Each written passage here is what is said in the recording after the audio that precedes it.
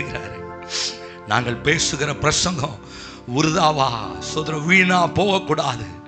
ஸ்தோத்திரம். அதற்காக தான் அவர் இன்று உயிரோடு எழுந்து உங்கள் மத்தியில் பேசிக் கொண்டிருக்கிறார். இரண்டாவது வார்த்தை அழகா சொல்லப்பட்டிருக்கிறது, விசுவாசம். விசுவாசம் விசுவாசம் விசுவாசம்.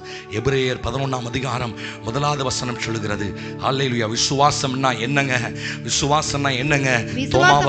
விசுவாசமானது நம்பப்படுகிறவருடைய உறுதியும் காணப்படாதவருடைய நிச்சயமா இருக்கு. நான் இன்னும் உங்களுக்கு தெளிவா புரியுற மாதிரி சொல்றேன். ஆண்டவர் தோமாவை பார்த்து சொன்னார், தோமாவே நீ என்ன கண்டதுனால விசுவாசித்தாய், காணாமல் விசுவாசிக்கிற என்னுடைய ஜனங்கள் பாக்கியவான்கள் என்று ஆண்டவர் பேசிக் கொண்டிருக்கிறார். எத்தனை பேர் நம்புறீங்க? ஆண்டவர் அல்லேலூயா உயிர் தெழுந்து இன்னைக்கு நம்மத்திலே அவர் பேசிக் கொண்டிருக்கிறார், உலாவிக் கொண்டிருக்கிறார்.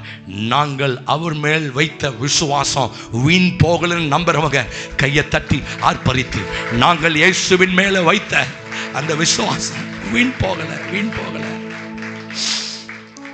என் தகப்பராஸ்திரத்தையும் படைத்த தெய்வம் அல்லவா உன்னோடு கூட பேசி இருக்கிறார்.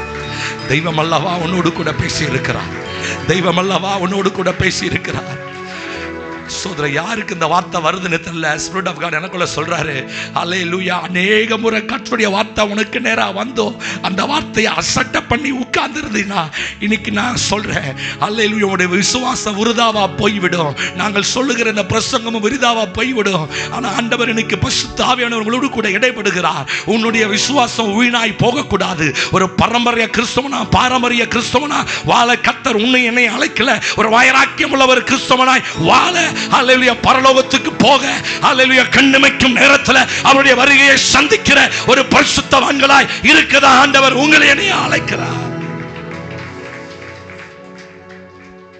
ஆமென் சொல்லுங்க.